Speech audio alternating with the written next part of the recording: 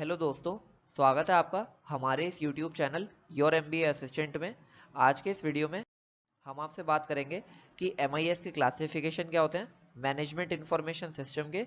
अगर आपने हमारा पहले वाला वीडियो नहीं देखा है जिसके अंदर हमने मैनेजमेंट इंफॉर्मेशन सिस्टम क्या होता है, उसके फंक्शंस क्या होते हैं, उसके कैरेक्टरिस्टिक्स क्या होते हैं, हमने उस वीडियो में उस बारे में बात करी थी। अगर आपको वो वीडियो देखना है तो आप आई बटन पर क्लिक करके वो वीडियो देख सकते हैं। आज के इस वीडियो में हम क्लासिफिकेशन ऑफ एमआईएस की बात करेंगे। वीडियो काफ़ी इंटरेस्टिंग होने वाला है, वीडियो को एंड तक ज़रूर देखें। अगर आप चैनल पर नए हैं तो चैनल को सब्सक्राइब भी कर सकते हैं, वीडियो को लाइक भी कर सकते हैं, अपने फ्रेंड्स के साथ शेयर भी कर सकते हैं। वीडियो को स्किप ना करें जिससे आप इन्फॉर्मेशन लेकर जा सकें। चलिए बिना किसी देरी के वीडियो को शुरू करते हैं। सबसे पहले हम जान लेते हैं कि मैनेजमेंट इंफॉर्मेशन सिस्टम को क्लासीफाई किन किन बेसिस पे किया जाता है। सबसे पहला बेस है ऑपरेशन सपोर्ट सिस्टम, सेकंड है मैनेजमेंट सपोर्ट सिस्टम, उसके बाद थर्ड है जनरल सपोर्ट सिस्टम। अब ऑपरेशन सपोर्ट सिस्टम की हम बात करें तो इसके अंदर आता है ट्रांजैक्शन प्रोसेसिंग सिस्टम, जिसको हम टीपीएस भी बोलते हैं, process control system PCS, office automation system OAS. उसके बाद आता है मैनेजमेंट सपोर्ट सिस्टम। इसके अंदर हम पढ़ेंगे कि मैनेजमेंट इंफॉर्मेशन सिस्टम जिसको हम एमआईएस बोलते हैं, डिसीजन सपोर्ट सिस्टम डीएसएस बोलते हैं, एग्जीक्यूटिव सपोर्ट सिस्टम जिसको हम एग्जीक्यूटिव इंफॉर्मेशन सिस्टम भी बोलते हैं। उसके बाद हम देखेंगे कि जनरल सपोर्ट सिस्टम क्या होता है, और उसके अंदर आते हैं बिजनेस एक्सपर्ट सिस्टम जिसको हम एक्सपर्ट सिस्टम भी बोलते हैं, और फंक्शनल बिजनेस सिस्टम। चलिए इनको एक एक करके जान लेते हैं। सबसे पहले हम देखते हैं कि ऑपरेशन सपोर्ट सिस्टम क्या होता है। ऑपरेशन सपोर्ट सिस्टम एक ऐसा एमआईएस का क्लासिफिकेशन होता है जो हमें ऐसे टूल्स और रिसोर्सेज प्रोवाइड करता है जिसकी हेल्प से हम अपने ऑपरेशंस, जो हमारे डे टू डे ऑपरेशंस होते हैं ऑर्गेनाइजेशन के अंदर, उन्हें हम मैनेज करते हैं, उन्हें हम मेंटेन करते हैं। जिन भी प्रोडक्ट और सर्विसेज के अंदर हम डील करते हैं, हमारी ऑर्गेनाइजेशन डील करती है, उन्हें ईजिली हम मेंटेन कर पाएँ, उन्हें ईजिली हम मैनेज कर पाएँ, इसलिए हम ऑपरेशन सपोर्ट सिस्टम का यूज़ करते हैं। ऑपरेशन सपोर्ट सिस्टम के अंदर तीन जो टाइप्स हमने पढ़े थे उनको हम एक एक करके जानेंगे। जो ऑपरेशन सपोर्ट सिस्टम होता है वो हमें ऐसे टूल्स देता है, ऐसे रिसोर्सेज देता है जिनकी हेल्प से हम अपने प्रोडक्ट और सर्विसेज को ईजिली मैनेज और मेंटेन कर पाते हैं। अब जो हमारा ऑपरेशन सपोर्ट सिस्टम होता है ये हमें ऐसे सॉफ्टवेयर सिस्टम प्रोवाइड करता है जो कि डेटा को कलेक्ट करते हैं, जो कि डेटा को प्रोसेस करते हैं और रियल टाइम इन्फॉर्मेशन के अंदर उसे ट्रांसफॉर्म करते हैं, जिससे हम अपने ऑर्गेनाइजेशन के ऑपरेशंस को रियल टाइम में ट्रैक कर पाएँ और अपनी जो भी वेरियस एक्टिविटीज़ जो भी हमारी ऑर्गेनाइजेशन के अंदर हो रही हैं उसे हम कंट्रोल कर पाएँ, हमारे बिजनेस प्रोसेसेस को कंट्रोल कर पाएँ, जैसे कि inventory management, production control, quality assurance. इसके अंदर ये सारी चीज़ें आती हैं। अब कुछ एग्जांपल्स देख लेते हैं ऑपरेशन सपोर्ट सिस्टम के, जैसे कि सप्लाई चेन मैनेजमेंट सिस्टम। जैसा कि हम जानते हैं कि इसके अंदर ये जो सॉफ्टवेयर सिस्टम होते हैं ये ऑर्गेनाइजेशन को हेल्प करते हैं, गुड्स और सर्विसेज का जो भी फ्लो होता है सप्लायर से कस्टमर्स के बीच में, ये उस चीज़ को हैंडल करने में काफ़ी ज़्यादा हेल्प करते हैं। उसके बाद हम देख लेते हैं सेकेंड एग्जाम्पल इसका आता है कस्टमर रिलेशनशिप मैनेजमेंट सिस्टम, जिसके अंदर हम ऑर्गेनाइजेशन जो होती है वो कस्टमर के साथ जो भी इंटरेक्शन करती है वो इन सॉफ्टवेयर के थ्रू ईजिली कर पाती है, जैसे कि सेल्स हो गया, मार्केटिंग हो गया, कस्टमर सर्विस हो गया।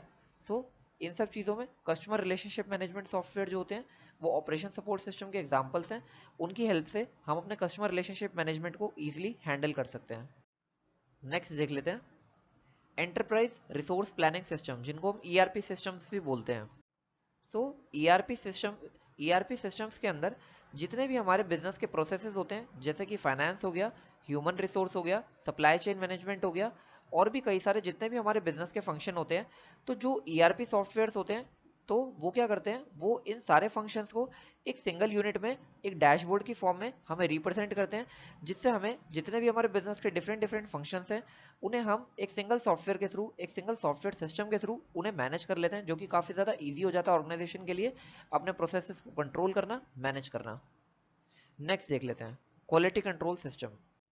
जैसा कि हम नाम से देख पा रहे हैं, ये जो सॉफ्टवेयर सिस्टम होते हैं ये ऑर्गेनाइजेशन को हेल्प करते हैं कि वो अपने प्रोडक्ट और सर्विसेज की क्वालिटी को मॉनिटर कर सके, कंट्रोल कर सके, और वो ये इंश्योर कर सके कि उनकी जो भी कस्टमर रिक्वायरमेंट्स हैं वो फुलफिल हो रही हैं एज पर दी इंडस्ट्री स्टैंडर्ड्स, जैसा कि कस्टमर चाहता है, जैसा कि इंडस्ट्री चाहती है, जैसा कि मार्केट में डिमांड है, उस हिसाब से हम अपनी कंट्रोल करें क्वालिटी को और मॉनिटर करें, और उस हिसाब से अपने प्रोडक्ट और सर्विसेज के अंदर इंप्रूवमेंट भी करें। ये सॉफ्टवेयर हमें इस चीज़ में काफ़ी ज़्यादा हेल्प करते हैं। अगर ओवरऑल हम बात करें तो जो ऑपरेशन सपोर्ट सिस्टम के अंदर जितने भी टूल्स एंड रिसोर्सेज होते हैं वो ऑर्गेनाइजेशन को हेल्प करते हैं कि वो अपने ऑपरेशंस को, जो उनके डे टू डे ऑपरेशंस होते हैं, उन्हें काफ़ी स्ट्रक्चर्ड वे में परफॉर्म कर पाए, उनकी कॉस्ट काफ़ी ज़्यादा रिड्यूस हो जाए और उनके जो प्रोडक्ट और सर्विसेज की क्वालिटी है वो काफ़ी इंप्रूव हो जाए, जिससे कि जो ऑर्गेनाइजेशन है वो काफ़ी अच्छे डिसीजंस ले पाए रियल टाइम डेटा के बेस पे, और वो जो भी चेंजिंग मार्केट कंडीशंस हैं, जो भी कस्टमर की रिक्वायरमेंट्स हैं, उन्हें क्विकली रिस्पॉन्ड कर पाएँ। ये सारे सॉफ्टवेयर जितने भी हमने पढ़े हैं एग्जाम्पल्स के अंदर, ये सारे सॉफ्टवेयर काफ़ी ज़्यादा हेल्प करते हैं ऑर्गेनाइजेशन को अपने बिजनेस प्रोसेस को काफ़ी ज़्यादा स्मूथली रन करने के लिए। अब हम देख लेते हैं ट्रांजैक्शन प्रोसेसिंग सिस्टम क्या होता है, जिसको हम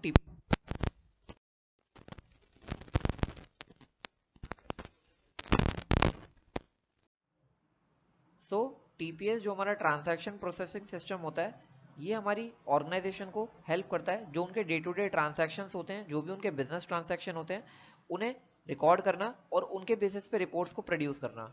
ये एक ऐसा सॉफ्टवेयर है जिसके अंदर हम अपने रूटीन जो भी ट्रांजैक्शन होते हैं उन्हें प्रोसेस करते हैं और बिजनेस ऑपरेशंस को काफ़ी ज़्यादा सपोर्ट मिलता है इन सब चीज़ों से।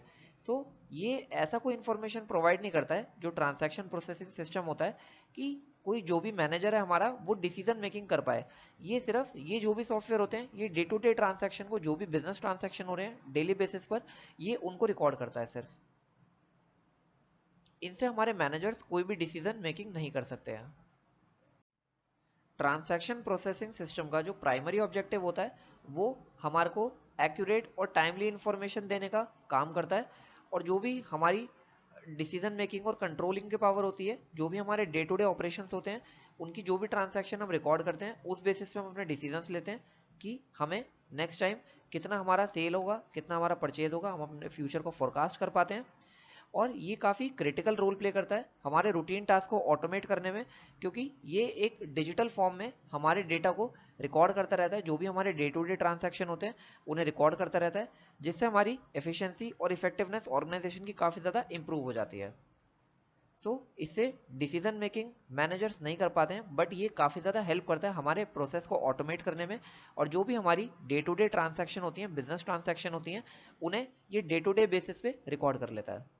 अगर हम इसके एग्जाम्पल की बात करें इसका बेस्ट एग्जाम्पल है पीओएस सिस्टम, जो कि पॉइंट ऑफ सेल सिस्टम होता है, जो कि रिटेल स्टोर काफ़ी ज़्यादा यूज़ करते हैं।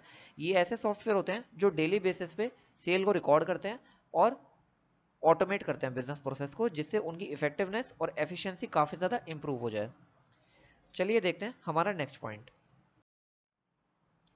Office automation system. जो हमारा ऑफिस ऑटोमेशन सिस्टम होता है, इसका मतलब ये होता है कि हम जितने भी हमारे बिजनेस के प्रोसेस हैं, जितने भी हमारे बिजनेस के फंक्शन हैं, ऑफिस के फंक्शन हैं, उन्हें हम ऑटोमेट कर देते हैं with the help of application of computer and communication technology. अब जो हमारे ऑफिस ऑटोमेशन सिस्टम होते हैं, इसके अंदर हम अपनी प्रोडक्टिविटी को काफ़ी ज़्यादा इंप्रूव करते हैं वेरियस लेवल्स पे मैनेजमेंट की। इसके अंदर हमारे को काफ़ी ज़्यादा असिस्टेंस मिलता है और ज़्यादा कम्युनिकेशन फैसिलिटीज़ मिलती हैं। जितने भी हमारे ऑफिस के प्रोसीजर्स, जो भी प्रोसेसेस हैं, उन्हें ये ऑटोमेट करने में काफ़ी ज़्यादा हेल्प करता है और हमारी एफिशिएंसी और हमारी प्रोडक्टिविटी को, जो भी ऑफिस एनवायरनमेंट के अंदर है, वो काफ़ी ज़्यादा एनहांस कर देता है। इसके अंदर हार्डवेयर और सॉफ्टवेयर टूल्स इंक्लूड होते हैं, जो कि ऑफिस स्टाफ को काफ़ी ज़्यादा हेल्प करते हैं रूटीन टास्क को परफॉर्म करने में काफ़ी ज़्यादा क्विकली और काफ़ी ज़्यादा एक्यूरेट फॉर्म में, बिना किसी एरर के और काफ़ी कम एफर्ट्स के साथ।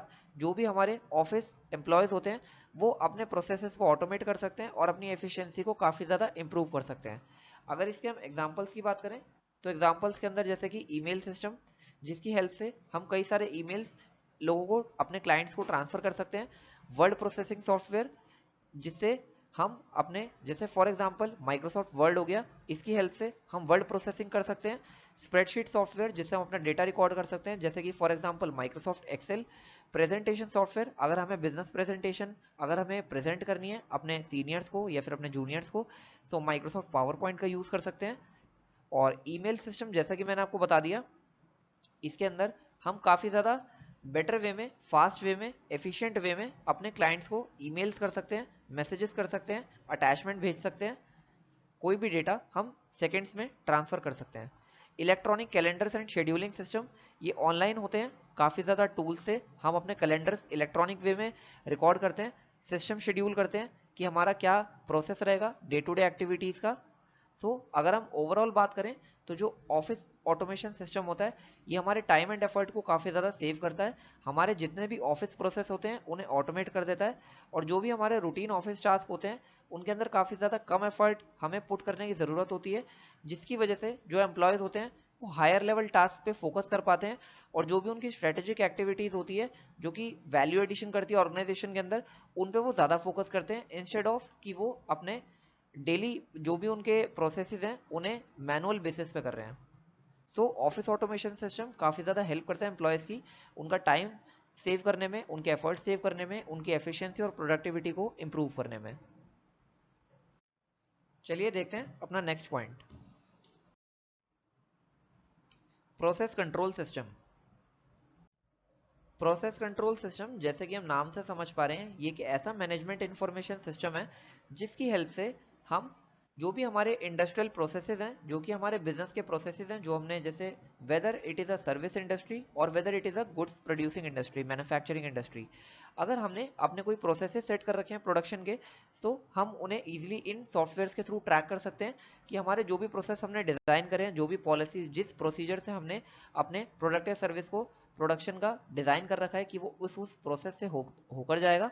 सो हम उन एक्टिविटीज़ को ट्रैक कर सकते हैं, मॉनिटर कर सकते हैं, उन्हें कंट्रोल कर सकते हैं और उन्हें ऑप्टिमाइज भी कर सकते हैं, जो भी हमारे प्रोसेसेस हमने डिज़ाइन कर रखे हैं। इसके अंदर कई सारे हार्डवेयर और सॉफ्टवेयर टूल्स की इन्वॉल्वमेंट रहती है, जो कि डेटा को कलेक्ट करती है, डेटा को एनालाइज करती है, कई सारे सेंसर्स के थ्रू, जो भी हमारे मशीनरी के अंदर सेंसर्स लगे होते हैं उनके थ्रू ये डेटा को फेच करते हैं, डेटा को फेच करके उन डिवाइसेस को कंट्रोल करते हैं और ये देखते हैं कि जो भी प्रोसेस हमने डिज़ाइन कर रखा है वो मशीन जो हमारे प्रोडक्ट और सर्विसेज हैं उनको उसी हिसाब से प्रोड्यूस कर रहे हैं या फिर नहीं कर रहे हैं। सो ये काफ़ी ज़्यादा हेल्प करता है हमारे बिजनेस प्रोसेस को, जो भी हमारे प्रोडक्शन प्रोसेसेस हैं उन्हें कंट्रोल करने में, मॉनिटर करने में, ऑप्टिमाइज करने में, जिससे कि वो काफ़ी ज़्यादा एफिशिएंटली जो मशीन है वो रन करें और जो भी हमने प्रोसेस डिज़ाइन कर रखे हैं उसी प्रोसेस के हिसाब से हमारे प्रोडक्ट एंड सर्विसेज का प्रोडक्शन हो पाए काफ़ी ज़्यादा ईजिली। जो हमारे प्रोसेस कंट्रोल सिस्टम का जो प्राइमरी ऑब्जेक्टिव होता है वो ये होता है कि वो हमारे जो भी हमारी डिज़ायर्ड क्वालिटी है उसे मेंटेन करने में काफ़ी ज़्यादा हेल्प करता है, और जो भी हमारा आउटपुट होता है उसे भी मैनेज करता है कुछ वेरिएबल्स को कंट्रोल करके, जैसे कि फॉर एग्जांपल कोई मशीनरी का टेम्परेचर कंट्रोल करने में, प्रेशर कंट्रोल करने में, फ्लो रेट कंट्रोल करने में, केमिकल कॉम्पोजिशन कंट्रोल करने में ये काफ़ी ज़्यादा हेल्प करता है कि जो भी हमारा फ्लो रेट होगा उसे मेंटेन करता है, प्रेशर मेंटेन करता है, टेम्परेचर, जैसे कि और भी एसोसिएटेड जो भी एट्रीब्यूट्स होते हैं हमारे प्रोडक्शन प्रोसेस के अंदर, ये उन सबको मेजर करता है, मॉनिटर करता है, ऑप्टिमाइज करता है, जिससे हमारा जो भी प्रोसेस हमने डिज़ाइन कर रखा है उसी प्रोसेस के हिसाब से हमारा प्रोडक्शन जारी रहे। ये रियल टाइम में हमारे प्रोसेस को, पैरामीटर्स को मेंटेन करता है, हमें रियल टाइम ओवरव्यू देता है, जिससे कि जो भी ऑपरेटर्स होते हैं उन्हें रियल टाइम इन्फॉर्मेशन मिलती है और जो भी नेसेसरी एडजस्टमेंट है वो on at that time, same time पे वो उन एडजस्टमेंट को कर देते हैं उस प्रोसेस के अंदर। अगर नेसेसरी होता है तो वो उस प्रॉब्लम को हाथ के हाथ फिक्स कर देते हैं, क्योंकि जो उनको डेटा मिल रहा है वो रियल टाइम डेटा मिल रहा है जो कि सेंसर से वो इजिली फेच कर पा रहे हैं। अब इसके कुछ एग्जाम्पल्स की बात करें, सो सबसे पहला एग्जाम्पल इंडस्ट्री ऑटोमेशन सिस्टम। सो इंडस्ट्रियल ऑटोमेशन सिस्टम के अंदर ये एक ऐसे सिस्टम होते हैं जो हार्डवेयर और सॉफ्टवेयर टूल्स का यूज़ करते हैं कंट्रोल और मॉनिटर करने के लिए जो भी हमारे इंडस्ट्रियल प्रोसेसेस हैं, जो हमारे इंडस्ट्री प्रोसेस डिजाइंड हैं कि प्रोडक्शन कैसे होगा हमारा, किस तरह से होगा, जैसे कि मैन्युफैक्चरिंग और केमिकल प्रोसेसिंग इंडस्ट्रीज के अंदर ये सॉफ्टवेयर और hardware industrial automation system use होते हैं। Distributed control system. Distributed control system के अंदर हम ये देखते हैं कि अगर कोई प्रोडक्ट है वो मल्टीपल प्रोसेस से होकर गुजर रहा है, तो मल्टीपल प्रोसेसेस के अंदर कई सारे वेरिएबल्स होंगे जिन्हें distributed control system real time में मेजर करता है, मॉनिटर करता है और ऑप्टिमाइज करता है। चलिए नेक्स्ट देखते हैं, programmable logic controllers. Programmable logic controllers कुछ स्पेशलाइज्ड कंप्यूटर होते हैं जो कि डिज़ाइन करे गए हैं इंडस्ट्रियल प्रोसेसेस को और इक्विपमेंट्स को कंट्रोल करने के लिए। नेक्स्ट देख लेते हैं, supervisory control and data acquisition system. इसके अंदर जो भी हमारे मैनेजर्स होते हैं जो इन सॉफ्टवेयर को यूज़ करते हैं वो रिमोट लोकेशन से करते हैं। इट इज़ नॉट नेसेसरी कि वो उसी मैन्युफैक्चरिंग यूनिट के अंदर से ही प्रोसेसेस को कंट्रोल कर रहे हो। इसके अंदर ये जो सॉफ्टवेयर्स होते हैं ये रिमोटली रन करे जाते हैं और जो ऑपरेटर्स होते हैं वो एडजस्टमेंट कर देते हैं एक सेंट्रल लोकेशन से। इसके अंदर भी मॉनिटर करा जाता है, कंट्रोल करा जाता है, ऑप्टिमाइज करा जाता है हमारे जो भी प्रोडक्शन प्रोसेसेस होते हैं। ओवरऑल अगर हम प्रोसेस कंट्रोल सिस्टम की बात करें तो ये ऑर्गेनाइजेशन की काफ़ी ज़्यादा हेल्प करती है एफिशिएंसी को और सेफ्टी को इम्प्रूव करने में। जो भी उनके इंडस्ट्रियल प्रोसेसेस होते हैं वो सेफ रहें, एफिशिएंट रहें, उनकी कॉस्ट काफ़ी ज़्यादा रिड्यूस रहे और जो उनके प्रोडक्ट और सर्विसेज की क्वालिटी है वो इम्प्रूव होती रहे। और ये भी मेक श्योर करता है कि जो भी इंडस्ट्री के रूल्स एंड रेगुलेशंस जो भी सेट हैं, जो भी गवर्नमेंट रेगुलेशंस हैं, जो इंडस्ट्री के रेगुलेशंस हैं, उनसे वो इंडस्ट्री कंप्लायंट हो। चलिए अब देख लेते हैं अपना next point, management support system. So अभी तक हमने देखा कि हमने ऑपरेशन सपोर्ट सिस्टम पढ़ा, जो कि हमारे डेली बेसिस पे जो भी बिजनेस के ऑपरेशंस होते हैं उन्हें हैंडल करने के लिए कौन कौन से एमआईएस हम यूज़ करते हैं। जैसे कि ट्रांजैक्शन प्रोसेसिंग सिस्टम, जिसमें डे टू डे हमारे ट्रांजैक्शन को हम स्टोर करते हैं। उसके बाद हमने देखा कि ऑफिस ऑटोमेशन सिस्टम, जिसके अंदर हम ऑफिस एक्टिविटीज़ को, ऑफिस के जितने भी फंक्शंस होते हैं उन्हें हम ऑटोमेट करते हैं through email, through spreadsheet, through presentations etcetera. उसके बाद हमने देखा प्रोसेस कंट्रोल सिस्टम, जिसके अंदर हम अपने प्रोसेसेस को कंट्रोल करते हैं through softwares, through tools and techniques. अब हम बात करते हैं मैनेजमेंट सपोर्ट सिस्टम की। सो मैनेजमेंट सपोर्ट सिस्टम ऐसे तरह के मैनेजमेंट इंफॉर्मेशन सिस्टम होते हैं जो कि हमारे डिसीजन मेकिंग को सपोर्ट करते हैं, जो कि मैनेजर्स को एक ऐसा पावर देते हैं कि वो अपने डिसीजंस ले पाते हैं, और कुछ एनालिसिस टूल देते हैं जिनसे वो मार्केट को एनालाइज करते हैं, अपने प्रोडक्ट और सर्विसेज को एनालाइज करते हैं डिफरेंट डिफरेंट लेवल्स पे ऑर्गेनाइजेशन के अंदर। इनका जो प्राइमरी ऑब्जेक्टिव होता है, ये मैनेजर्स को असिस्ट करना होता है कि वो काफ़ी ज़्यादा अच्छे, इफेक्टिव, एफिशिएंट डिसीजन ले पाएं। ऑर्गेनाइजेशन के जो भी उनके गोल्स हैं, जो भी उनके लॉन्ग टर्म गोल्स हैं, उनके बेसिस पे वो काफ़ी ज़्यादा इफेक्टिव डिसीजंस ले पाएं और वो उनकी ग्रोथ में, ऑर्गेनाइजेशन की ग्रोथ में कंट्रीब्यूट कर पाएं। अभी तक हमने देखा कि जो भी हमने 3 टाइप्स पढ़े थे ऑपरेशन सपोर्ट सिस्टम के, उसके अंदर जो भी मैनेजर्स थे वो उन डेटा के बेसिस पे डिसीजंस नहीं ले पाते थे। बट हम मैनेजमेंट सपोर्ट सिस्टम के अंदर जो भी हम टाइप्स देखेंगे, वो तीनों टाइप्स हेल्प करेंगे मैनेजर्स की डिसीजन मेकिंग के अंदर।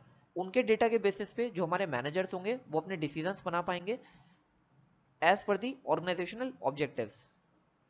तो चलिए पहला टाइप देखते हैं, मैनेजमेंट इंफॉर्मेशन सिस्टम।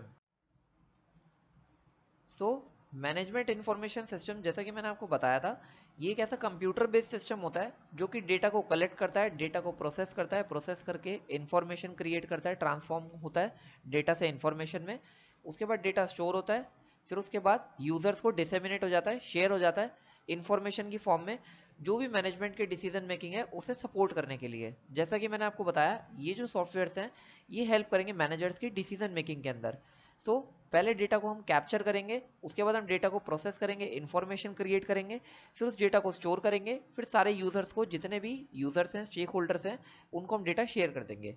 ये सारे एमआईएस के फंक्शंस हैं, ये आप हमारी वीडियो के अंदर देख सकते हैं, जो मैंने आपको वीडियो आई बटन पे बताई थी, आप उस पर क्लिक करके जा सकते हैं, वीडियो को देख सकते हैं। उससे आपको समझ में आ जाएगा कि एमआईएस फंक्शन कैसे करता है, वर्क कैसे करता है। So back to the topic, ये मैनेजर्स को प्रोवाइड करता है ऐसी एक्यूरेट और टाइमली इंफॉर्मेशन देता है जिससे कि वो अपने डिसीजंस ले पाते हैं बिजनेस मैट्रिक्स को, जो भी बिजनेस की लेटेस्ट ट्रेंड्स होते हैं, जो भी मार्केट के ट्रेंड्स होते हैं, उनके बेसिस पे वो रियल टाइम एक्यूरेट इंफॉर्मेशन देता है हमारा एमआईएस। सेल्स फिगर देता है, जैसे कि इन्वेंट्री लेवल बताता है, प्रोडक्शन रेट्स बताता है, जिनके बेसिस पे हमारे मैनेजर्स फ्यूचर को प्रेडिक्ट करते हैं, डिसीजन ले पाते हैं और उन्हें काफ़ी ज़्यादा हेल्प मिलती है। इससे हम अपनी परफॉर्मेंस को मॉनिटर करते हैं, प्रॉब्लम्स को आइडेंटिफाई करते हैं और डिसीजंस लेते हैं कि हमें अपने रिसोर्सेज को किस तरह से एलोकेट करना है, अपने प्रोसेसेस को इम्प्रूव करते हैं और जो हमारी स्ट्रैटेजिक प्लानिंग है, जो हमारी लॉन्ग टर्म प्लानिंग है, उसे हम इन सॉफ्टवेयर्स के थ्रू करते हैं। सो चलिए इसके टाइप्स देख लेते हैं।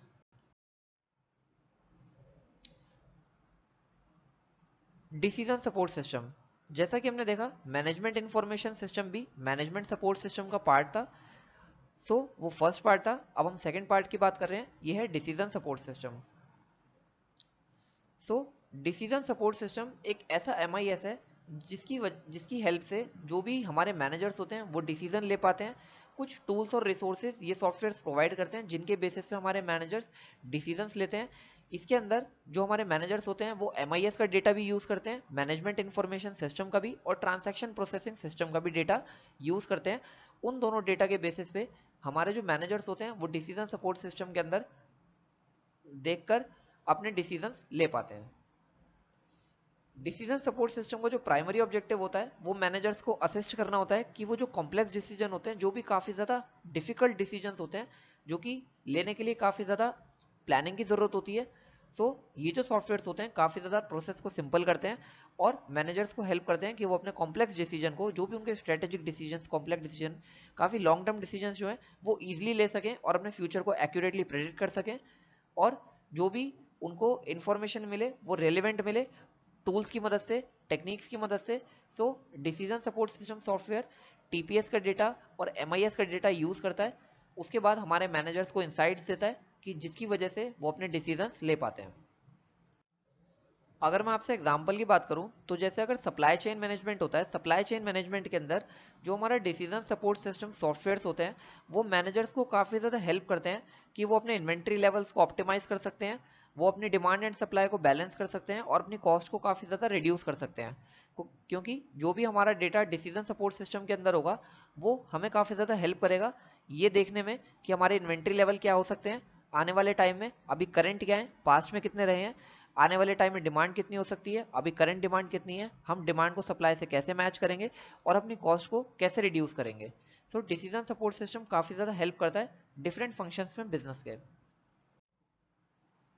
अगर हम डिसीजन सपोर्ट सिस्टम की बात करें हेल्थ केयर के अंदर, तो जो डिसीजन सपोर्ट सिस्टम होता है वो डिजीज़ को डायग्नोस करने में काफ़ी ज़्यादा हेल्प करता है और ट्रीटमेंट प्लान्स डेवलप करता है और पेशेंट के जो भी आउटकम्स होते हैं उन्हें मॉनिटर करने में भी काफ़ी ज़्यादा हेल्प करता है।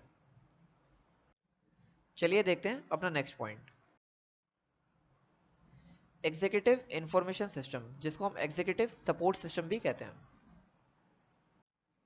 अब जो हमारा एग्जीक्यूटिव इंफॉर्मेशन सिस्टम होता है ये मैनेजमेंट इंफॉर्मेशन सिस्टम का एक ऐसा पार्ट है जो कि जो हमारे सीनियर एग्जीक्यूटिव होते हैं, सीनियर मैनेजमेंट जो होती है, उन्हें काफ़ी ज़्यादा हेल्प करता है कि वो अपने क्रिटिकल इन्फॉर्मेशन, जो भी उनको रिक्वायर्ड इन्फॉर्मेशन है, जो कि उन्हें इमीडिएटली चाहिए, उन्हें ये क्विक और ईजी वे में इन सॉफ्टवेयर के थ्रू प्रोवाइड करी जाए, जिससे कि वो अपने लॉन्ग टर्म डिसीजंस ले पाएँ ईजिली। ये इस तरह से डिज़ाइन करे जाते हैं कि एक हाई लेवल ओवरव्यू देते हैं ऑर्गेनाइजेशन की परफॉर्मेंस का। इसके अंदर काफ़ी सारी चीज़ें कंबाइन होकर एग्जीक्यूटिव्स को दिखती हैं और जो भी हमारे इंप्रूवमेंट एरियाज होते हैं, जो कि ऑर्गेनाइजेशन के अंदर, जो भी डिपार्टमेंट के अंदर कोई भी अगर इंप्रूवमेंट एरिया या फिर कोई भी स्ट्रेंथ है कोई किसी डिपार्टमेंट के अंदर, तो उसे हाईलाइट करने में काफ़ी ज़्यादा हेल्प करते हैं।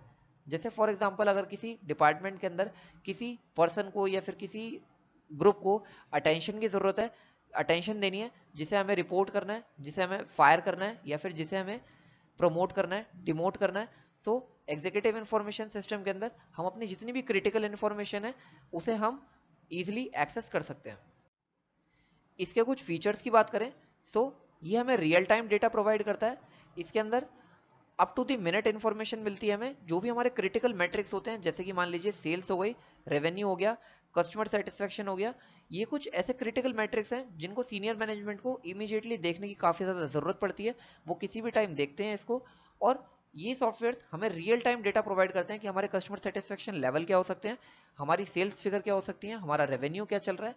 सो ये सॉफ्टवेयर हमारे सीनियर मैनेजमेंट को काफ़ी ज़्यादा हेल्प करते हैं रियल टाइम डेटा प्रोवाइड करने में। इसके अंदर अगर हम दूसरे फीचर की बात करें तो इसके अंदर कस्टमाइजेशन का एक ऑप्शन होता है, जिसकी हेल्प से हम वही इंफॉर्मेशन एक्सेस करने के लिए एलिजिबल होते हैं जिस इंफॉर्मेशन की हमें रिक्वायरमेंट होती है। क्योंकि इसके अंदर काफ़ी ज़्यादा सेल्स का भी, रेवेन्यू का भी, कस्टमर सेटिस्फेक्शन का, तो कई तरह का डेटा होता है इसके अंदर। सो हम फिल्टर करके उसे कस्टमाइज कर सकते हैं और जो भी डेटा हमें रिक्वायर्ड होता है हम सिर्फ उसी डेटा को एक्सेस कर सकते हैं। ये काफ़ी पावरफुल टूल है जो कि सीनियर एग्जीक्यूटिव्स को काफ़ी ज़्यादा हेल्प करता है ऑर्गेनाइजेशन की जो भी परफॉर्मेंस चली है उसे मॉनिटर करने के लिए, जो भी हमारी मार्केट के अंदर ट्रेंड्स चल रहे हैं, जो भी अपॉर्चुनिटीज़ हमें मिल सकती हैं, और जो भी हमारे सीनियर मैनेजमेंट होते हैं, सीनियर एग्जीक्यूटिव होते हैं, उन्हें स्ट्रेटेजिक डिसीजंस लेने में काफ़ी ज़्यादा हेल्प करते हैं ये वाले सॉफ्टवेयर। चलिए देखते हैं अपना next point, general support system.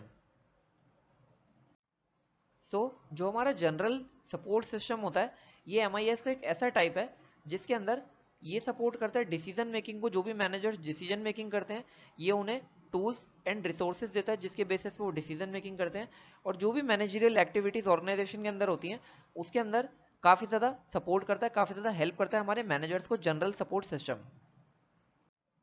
ये कई तरह के टास्क परफॉर्म करता है, जैसे कि data analysis, report generation, information retrieval, communication etcetera. इसके अंदर काफ़ी ज़्यादा वैरायटी के सॉफ्टवेयर एप्लीकेशंस और टूल्स होते हैं, जैसे कि database management system, decision support system, communication system, productivity software. अब ये सारे टूल एक सिंगल सिस्टम के अंदर इंटीग्रेटेड होते हैं, जिसकी मदद से हम एक कॉम्प्रिहेंसिव व्यू देख सकते हैं। जितने भी ऑर्गेनाइजेशन के अंदर डिफरेंट डिफरेंट फंक्शंस हैं, उनका एक कॉम्प्रिहेंसिव व्यू इंटीग्रेट करके हम जनरल सपोर्ट सिस्टम के अंदर देख सकते हैं।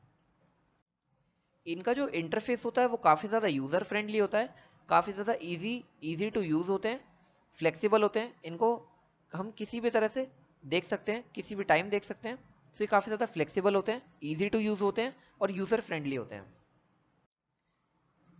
जनरल सपोर्ट सिस्टम हमारी ऑर्गेनाइजेशन की एफिशिएंसी को इम्प्रूव करने में काफ़ी ज़्यादा क्रूशियल रोल प्ले करता है, डिसीजन मेकिंग में और प्रोडक्टिविटी में, और हमें एक कॉम्प्रिहेंसिव व्यू ला कर देता है कई सारे टूल्स और सॉफ्टवेयर्स को इंटीग्रेट करके। चलिए देख लेते हैं अब इसके अंदर क्या क्या पार्ट्स आते हैं। बिजनेस एक्सपर्ट सिस्टम, जिसको हम एक्सपर्ट सिस्टम भी बोलते हैं। बिजनेस एक्सपर्ट सिस्टम, जिसको हम एक्सपर्ट सिस्टम भी बोलते हैं, ये एक ऐसा एमआईएस है जो कि आर्टिफिशियल इंटेलिजेंस एआई को यूज़ करता है, एक्सपर्ट नॉलेज को यूज़ करता है, जिससे हमारे जो भी मैनेजर्स हैं वो बिजनेस डिसीजंस को काफ़ी ज़्यादा इफेक्टिवली ले पाएँ। जो हमारे बिजनेस एक्सपर्ट सिस्टम होते हैं, इनका जो मेन पर्पस होता है वो हमारे बिजनेस मैनेजर्स को एक्यूरेट और टाइमली इंफॉर्मेशन प्रोवाइड कराना रहता है, जिससे कि वो बेटर डिसीजंस ले पाएँ। और ये बिजनेस एक्सपर्ट सिस्टम काम ऐसे करते हैं, ये डेटा को कैप्चर और स्टोर करते हैं, नॉलेज को स्टोर करते हैं बिजनेस एक्सपर्ट से, जो कि मैनेजर्स हो गए, कंसल्टेंट्स हो गए, एनालिस्ट हो गए, इनके इंफॉर्मेशन को कैप्चर करते हैं और इनके इंफॉर्मेशन को स्टोर करते हैं। और इस नॉलेज को यूज़ करके वो एडवाइस और रिकमेंडेशंस मैनेजर्स को प्रोवाइड करते हैं, जिनके बेसिस पे हमारे मैनेजर्स डिसीजंस ले पाते हैं। इसके कुछ बेनिफिट्स देख लेते हैं, जैसे कि improve decision. It is obvious कि अगर हमारे बिजनेस मैनेजर्स को एक्यूरेट और टाइमली इंफॉर्मेशन मिलेगी, सो वो बेटर डिसीजंस ले पाएंगे बिजनेस के लिए और ऑर्गेनाइजेशन की ऑब्जेक्टिव्स को अचीव कर पाएंगे। Increased efficiency. अब जो भी हमारे बिजनेस मैनेजर्स के अंदर जो भी डिसीजन मेकिंग के टास्क डेली बेसिस पे होते हैं, तो जो ये हमारे बिजनेस एक्सपर्ट सिस्टम होते हैं, उन डिसीजन मेकिंग टास्क को ऑटोमेट कर देते हैं, जो भी हमारे रूटीन में होते हैं, जो कि मैनेजर्स को फ्री टाइम देते हैं, जिससे कि वो स्ट्रेटेजिक एक्टिविटीज़ पे ज़्यादा फोकस कर पाते हैं as compare to manual methods. इन सॉफ्टवेयर की हेल्प से वो जो हमारे बिजनेस मैनेजर्स होते हैं, वो एक सिस्टमैटिक अप्रोच फॉलो करते हैं डिसीजन मेकिंग की, जिसकी हेल्प से काफ़ी ज़्यादा कम एरर के चांसेस होते हैं और इनकन्सिस्टेंसीज भी काफ़ी ज़्यादा कम होती हैं। Enhanced competitiveness. सो जो हमारे बिजनेस एक्सपर्ट सिस्टम होते हैं, ये बिजनेसेस को कॉम्पिटिटिव एडवांटेज गेन करने का मौका देते हैं। ये हमारे बिजनेसेस को इंसाइट्स प्रोवाइड करते हैं, रिकमेंडेशंस प्रोवाइड करते हैं, ऐसी रिकमेंडेशन और इंसाइट्स जो कि हमारे कॉम्पिटिटर्स के पास नहीं है। सो ये काफ़ी ज़्यादा कॉम्पिटिटिवनेस प्रोवाइड करती है बिजनेस एक्सपर्ट सिस्टम, जिसकी हेल्प से हम कॉम्पिटिटिव एडवांटेज ले पाते हैं। सो ओवरऑल अगर हम बात करें, तो जो हमारा बिजनेस एक्सपर्ट सिस्टम होता है, ये काफ़ी वैल्यूएबल टूल है हमारे बिजनेस मैनेजर्स के लिए, क्योंकि ये हमारे बिजनेस मैनेजर्स को टाइमली और एक्यूरेट इन्फॉर्मेशन दे रहा है और ऐसे इंसाइट्स दे रहा है जो कि हमारे कॉम्पिटिटर्स के पास नहीं है, और हमारे मैनेजर्स को एक बेटर डिसीजन मेकिंग में काफ़ी ज़्यादा सपोर्ट कर रहा है और कॉम्पिटिशन से आगे रहने में काफ़ी ज़्यादा हेल्प कर रहा है। चलिए देख लेते हैं अपना next point, functional business system. जो हमारा फंक्शनल बिजनेस सिस्टम होता है, ये एक इस तरह का एमआईएस है जो कि सपोर्ट करता है जो भी हमारे ऑर्गेनाइजेशन के अंदर की फंक्शंस होते हैं, जैसे कि फाइनेंस हो गया, ह्यूमन रिसोर्स हो गया, मार्केटिंग हो गया, ऑपरेशंस हो गया। ये सारे हमारे जो भी ऑर्गेनाइजेशन के की फंक्शंस है, ये सॉफ्टवेयर इन सारे फंक्शंस को इंटीग्रेट कर देता है, स्ट्रीमलाइन कर देता है, एक स्ट्रक्चर्ड वे में ले आता है, जिसकी वजह से जो ऑर्गेनाइजेशन होती है वो एक कॉम्प्रिहेंसिव व्यू देख पाती है इन सारे फंक्शंस का, जिसकी वजह से उनकी एफिशिएंसी काफ़ी ज़्यादा इंप्रूव हो जाती है, कॉस्ट काफ़ी रिड्यूस हो जाती है और उनकी प्रॉफिटेबिलिटी काफ़ी ज़्यादा इंक्रीज हो जाती है। इसके अंदर कुछ कंपोनेंट्स होते हैं, देख लेते हैं एक एक करके, जैसे कि ईआरपी सिस्टम। ईआरपी सिस्टम की हेल्प से जो भी ऑर्गेनाइजेशन के अंदर डिफरेंट डिफरेंट टाइप्स के फंक्शंस होते हैं, जैसे कि finance, supply chain, human resource, customer relationship, marketing, advertisement, इन सारे डिपार्टमेंट्स को ये जो सिस्टम होता है हमारा ERP सिस्टम होता है, एंटरप्राइज रिसोर्स प्लानिंग सिस्टम, ये इंटीग्रेट कर देता है सारे फंक्शंस को एक ही सिस्टम के अंदर, जिसकी हेल्प से जो ऑर्गेनाइजेशन होती है वो सिर्फ ERP सिस्टम खोल के अपने सारे बिजनेस फंक्शंस को मॉनिटर कर सकती है, टैली कर सकती है, ट्रैक कर सकती है। Customer relationship management system, customer relationship management system जिसको हम CRM सिस्टम भी बोलते हैं, ये ऑर्गेनाइजेशन को काफ़ी ज़्यादा हेल्प करता है। जो भी कस्टमर के इंटरेक्शंस होते हैं उस ऑर्गेनाइजेशन के साथ, जो भी सेल्स होती है, मार्केटिंग होती है, जो भी कस्टमर सर्विस होती है, जो कि हम आफ्टर सेल सर्विस भी बोलते हैं, सो जो ये CRM सॉफ्टवेयर होते हैं, इनकी हेल्प से हम कस्टमर के साथ काफ़ी ज़्यादा ईजिली इंटरेक्ट कर पाते हैं, उनको आफ्टर सेल सर्विस प्रोवाइड कर पाते हैं, उनसे रेटिंग रिव्यूज़ ले पाते हैं, उनको उनके साथ मार्केटिंग कर सकते हैं और काफ़ी कुछ कर सकते हैं। चलिए नेक्स्ट देखते हैं, सप्लाई चेन मैनेजमेंट सिस्टम। अब जो हमारा सप्लाई चेन मैनेजमेंट सिस्टम होता है, ये जो भी हमारे गुड्स एंड सर्विसेज का फ्लो होता है from the supplier to the customer, so ये सॉफ्टवेयर काफ़ी ज़्यादा हेल्प करते हैं हमारे गुड्स और सर्विसेज के फ्लो को मेंटेन करने के लिए, मॉनिटर करने के लिए।